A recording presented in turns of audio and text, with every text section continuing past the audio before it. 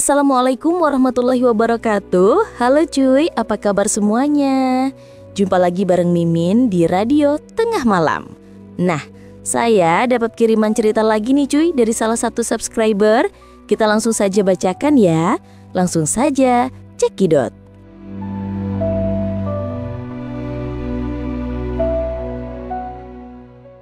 Ini kisah nyata yang pernah gue alami sendiri ya. Perkenalan dulu deh, nama gue Rini, asli dari Jakarta. Jadi ceritanya ini pas awal bencana nasional COVID di tahun 2020 itu loh. Waktu itu gue udah nikah, tapi belum punya anak. Gue kerja sebagai sales marketing di distributor yang lumayan gede. Nah, hidup gue saat itu bener-bener kacau balau cuy. Udah di titik terendah banget. Karena corona lagi parah-parahnya, gue gak bisa kerja. Semua akses ditutup rapat, bener-bener susah. Buat makan besok aja gue bingung. Besok makan apa ya? Kerja pakai apa? Pokoknya stres berat deh. Terus gue coba bikin bisnis kecil-kecilan yang butuh modal. Gue ngomong sama teman gue dan untungnya dia mau bantu.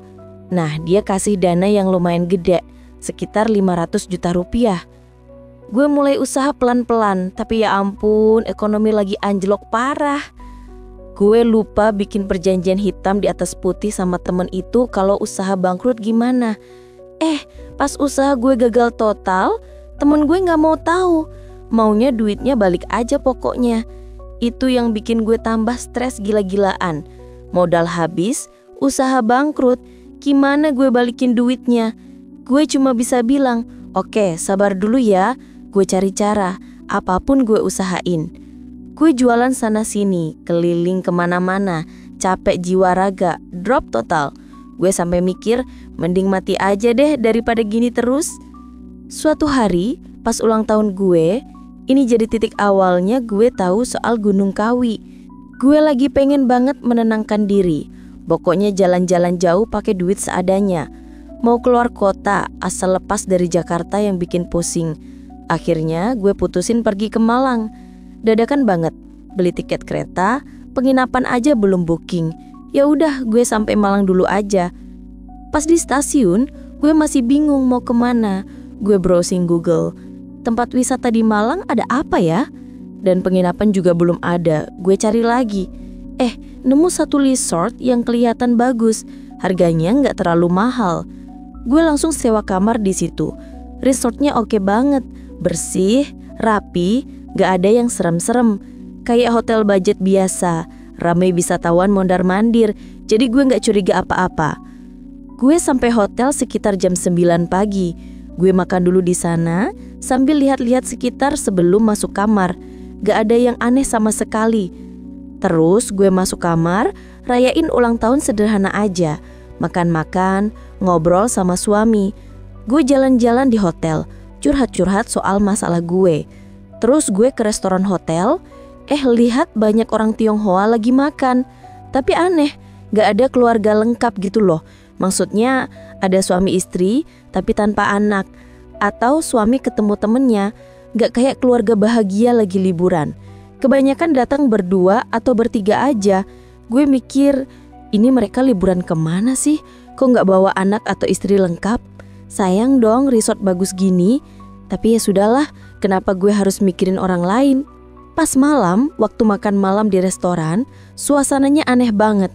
Kita semua makan bareng-bareng dari jatah resort, tapi gak ada yang ketawa, gak ada yang bercanda. Hambar dingin gitu loh.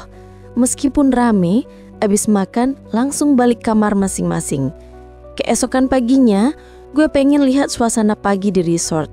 Gue heran, kok banyak tamu yang check out pagi-pagi banget. Masih jam 7.30 gitu. Biasanya check out siang kan? Gue tetap keliling aja. Gue ketemu penjaga kebun lagi kasih makan sapi. Awalnya gue tanya-tanya biasa. Sapinya punya resort ya pak? Kelincinya juga. Sampai akhirnya gue berani tanya. Kenapa ya pak orang-orang check out cepet banget? Kalau gue sih masih betah di sini. Dia bilang, loh mbak, mereka bukan buat nginep jalan-jalan. Gue bingung. Loh mau kemana? Ada wisata lain, gue mau ikut dong. Dia jawab, jangan mbak, mereka naik ke atas, ada acara di Gunung Kawi. Gue diem aja, bingung karena gue nggak tahu kalau di belakang hotel itu ada Gunung Kawi. Gue kira itu cuma nama kota. Terus dia tanya, "Mbak di sini kebutuhannya apa? Kok bisa datang ke sini?" Gue jawab, "Enggak Pak, gue cuma rayain ulang tahun." Dia tanya lagi, "Ulang tahunnya kapan? Tadi malam ya? Berarti hari ini ulang tahun." Gue bilang iya. Dia hitung-hitung, "Tanggal berapa Mbak? Tahunnya juga." Gue kasih tahu. Dia bilang, "Mbak, ulang tahun Mbak ini ketemu hari. Bagus banget. Lahir Sabtu, ulang tahun kemarin juga Sabtu. Fotonya ketemu. Mbak ini bukan datang asal-asalan. Mbak dipanggil." Gue makin bingung. Panggilan apa Pak? Gue kesini karena pikiran lagi kacau. Dia bilang, "Pasti lagi kacau Mbak. Gak ada orang yang datang ke sini pas waktu tepat kalau gak dipanggil." Gue mikir, gak mungkin. Gue tanya, "Emang ritual di sana apa Pak?" Dia jawab, "Banyak Mbak, tergantung Mbak mau apa. Mau kayak 7 turunan, mau kayak sendiri, tergantung niat." Terus dia nawarin, "Mau gue temenin Mbak?" Di situ gue takut. Orang ini mau apa sih? Niat gue cuma liburan buat ngilangin stres. Pas gue mau check out siang itu, bapak itu nunggu di depan. "Mbak mau pulang? Sayang banget. Mbak dipanggil ke sini. Pasti Mbak punya pegangan. Sosok pegangan Mbak luar biasa." Gue gak ngerti pegangan apa. Gue bilang ke suami, "Ini apa maksudnya?" Suami nyoba ngeyakinin gue biar gak percaya.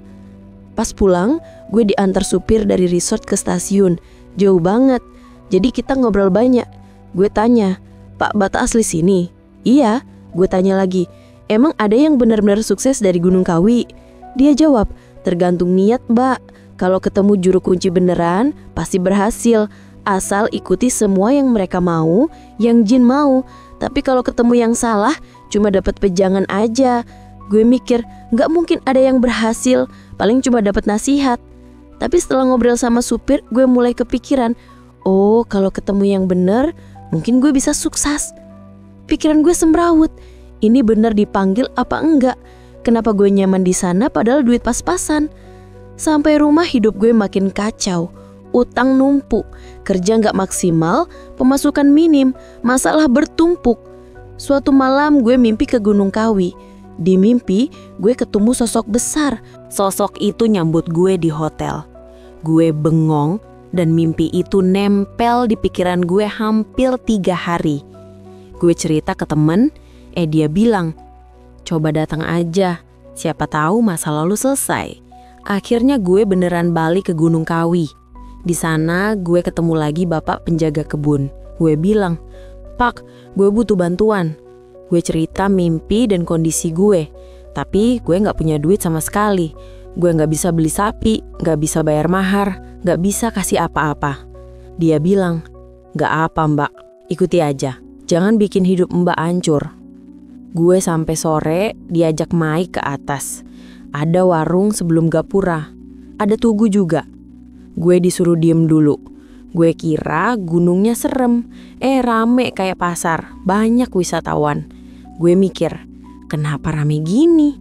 Ada ibu-ibu bilang, "Udah Neng, diem dulu, minum dulu." Gue takut. "Bu, gue takut. Gue gak punya duit." Di pikiran gue, takut ketemu orang jahat, takut dipotong-potong. Agak malam, bapak datang. "Ada duit gak Mbak?" Gue jawab, "Beneran gak ada Pak, cuma 200.000. Gue kasih itu buat ongkos pulang." Dia bilang, "Gak apa, nanti pas pulang gue kasih duit lagi." Gue tambah bingung, kok dia mau bantu pesugihan terus kasih duit pulang? Cepet banget ya dapetnya. Sekitar jam 11 malam, gue diajak ke lokasi yang udah sepi, tapi masih ada orang di pendopo. Gue diarahkan ke pendopo, ketemu mbah-mbah rambut putih. Gak ada kemenyan kayak di film dukun. Dia cuma duduk. Pak Kuncen tanya, "Mau apa Mbak?" Gue bilang, "Gak muluk. Mau selesai semua masalah gue. Gue gak punya duit, gak bisa apa-apa." Mbah bilang, "Gak usah khawatir. Mereka ritual sebentar, kasih pengarahan, gue setuju." Terus gue diajak keluar ke bedeng. Mbah bawa gentong air dan bunga. Gue disuruh lepas baju. Gue pasrah, lepas baju, celana, sepatu, tapi masih pakai dalaman. Mbah mau pasang kain kafan putih, Tanya, bawa baju lagi nggak? Gue nggak. Kalau gitu lepas semua daleman, soalnya nanti dibuang bareng kain ini. Gue lepas semuanya, telanjang bulat. Cahaya remang kuning, gue pasrah aja. Mbah kasih kain kafan nutup badan, gue duduk dimandikan air 7 rupa. Mbah baca mantra Jawa, dibantu penjaga kebun. Airnya dingin banget, tengah malam di gunung. Kain tipis kena air, tubuh gue kelihatan semua. Tapi gue pasrah.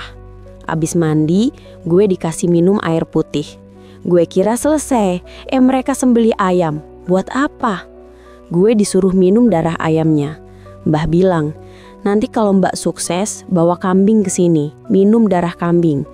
Gue minum darah itu amis banget. Hampir 1 jam minumnya. Sedikit-sedikit, gak boleh muntah. Kalau muntah, ritual ulang. Abis itu, gue ditinggal sendirian. Mbah bilang, jangan teriak, jangan nangis, diem aja, apapun yang Mbak rasain. Ada 2 kursi, 1 buat gue, 1 kosong. Hawa langsung dingin banget. Gue menggigil. Terus rasanya ada yang pegang-pegang tubuh gue, meraba semuanya. Badan gue tiba-tiba anget. Gue takut, tapi pasrah. Rasanya sih seperti disetubuhi seseorang dalam posisi duduk, tapi gak kelihatan wujudnya, cuma dirasain. Sampai pagi ritual selesai. Gue capek banget, badan biru-biru di pundak. Gue tanya Mbah, kenapa gak ada sosoknya? Dia bilang, kalau Mbak sungguh-sungguh, nanti ritual kedua Mbak bisa lihat. Dan ritual ini setiap 2 bulan sekali di hari Senin. Pulang ke Jakarta, gue kerja lagi. Entah kenapa semuanya lancar. Omset naik gila-gilaan. Gue bisa bayar hutang sedikit-sedikit. Hidup mulai lumayan. Motor yang mau ditarik leasing bisa gue bayar. Kemajuan pesat. Bulan kedua gue datang lagi. Gue bilang ke Mbah, gue dapet yang gue mau, usaha lancar. Mbah tanya, mau apa? Sebelumnya gue gak disuruh kasih apa-apa. Mbah bilang, kasih dulu orang yang ngenalin Mbak ke gue. Gue kasih penjaga kebun 5 juta. Gue bawa cash karena feeling. Terus Mbah minta, datang lagi bawa 5 juta buat gue. Gue senang karena gak ada tumbal nyawa. Cuma hubungan goib, aman pikir gue. Ritual kedua sama. Buka baju, kain kafan, mandi air kembang, mantra. Ditinggal sendirian, hawa dingin, lalu anget. Kali ini gue lihat sosoknya, besar, hitam, tinggi, persis di mimpi. Gue shock, nyebut nama Tuhan dalam hati. Wajahnya buruk, tapi gue selesain ritual. Kali ini seperti suami istri, ada ngobrolnya, gue layani semuanya. Abis itu Mbah bilang, sesuai janji, Mbah ketemu sosoknya. Gue bilang, aman, Mbah pesen, jangan bikin dia cemburu. Suami Mbak dia udah kenal. Pulang bisnis makin lancar. Omset naik gila-gilaan. Gue percaya diri tinggi. Gue ketemu klien spesial. Ganteng. Sering ketemu, mulai suka. Gue chat mesra kayak kasmaran. Itu masalahnya. Gue gak mikir klien gue bakal kenapa-napa. Pas gue ungkap perasaan, gue suka lo sama lo. Pulang naik motor, bahaya banget. Hampir nabrak kontainer, hampir ketabrak mobil, banyak musibah. Kangen ortu, mama sakit. Kangen adek sakit. Gue gak berani rindu siapa-siapa. Untung suami aman. Datang ketiga kali, gue cerita ke Mbah. Mbah, gue hampir mati Mbah. Mbah bilang, kan gue bilang jangan bikin cemburu, jauhi aja orang itu. Ritual ketiga, biasa, hubungan lagi. Pulang, suami keluar kota. Gue tidur sendiri. Sore hawa dingin, kayak ritual. Kamar dingin banget. Tangan ditarik, kaki dibuka. Gue pasrah. Layani. Tapi mukanya seperti klien ganteng itu. Gue tambah bergairah. Hubungannya lama dan nikmat. Datang keempat, Mbah bilang, itu berbahaya Mbak. Mau nyawa orang terantam. Gue gak ngaku. Mbah suruh ritual lagi. Sosok datang tapi gak ngapa-ngapain, cuma deketin wajah. Buruk, marah, belatung keluar dari mukanya. Gue teriak sekuat tenaga, padahal dilarang. Gue balik ke Mbah. Gue nggak bisa, mukanya belatungan. Siapa yang mau hubungan gitu? Mbah bilang, konsekuensinya Mbak tanggung. Mbak langgar aturan. Gue mangis, tolong, gue nggak mau mati. Mbah suruh pulang. Pulang, gue dapet info klien gue meninggal. Gue melayat, mayatnya parah. Dari leher ke atas biru semua, kayak dicekik. Gue merasa bersalah. Gue konsultasi sama temen. Gimana lepas dari ini? Gue gak mau ada yang mati lagi. Gue seharusnya datang ke 5, tapi enggak. Karir gue anjlok, order batal, jualan gak laku, balik susah lagi. Temen gue bilang, balik ke gereja. Gue ke gereja, cerita semua ke Romo. Tolong, gue salah jalan. Romo bilang, kita bersihin bareng. Sampai sekarang gue bilang belum lepas total. Masih ada dorongan pengen balik ke Gunung Kawi. Hidup gue gak berkah, kurang terus. Tiap pengen kesana, gue langsung ke gereja. Gereja bilang, Mbak minum darah jin, itu yang ngiket. Gue digurapi, dikasih minyak, tapi dorongan masih ada. Tahun 2025 ini, ekonomi gue hancur parah, gak ada sisa. Padahal dulu pas adem ayem sama sosok itu, ekonomi mantap. Utang 500 juta lunas belum setahun. Gue bawa 5 juta tiap 2 bulan, ringan. Omset marketing gue 25 miliar. Orang lain cuma 1 miliar. Orang langsung percaya, order gampang. Tapi ya gitu, pesugihan biasanya rugiin manusia. Catatan dari admin, kita yang di desa pedalaman hidup masih berdampingan sama makhluk gitu. Orang normal aja kadang diganggu jin genderowo. Kalau buka diri sekutu sama mereka, pasti mereka senang banget. Kita yang rugi. Kalau cuma berteman tanpa perjanjian harta atau jabatan, ya nggak apa. Di desa gue, banyak tetangga berteman sama genderowo. Main kartu, minta rokok, bantu cari ayam hilang. Pesan buat cewek-cewek, tidur jangan lupa doa, pakai baju tertutup. Selalu ingat itu.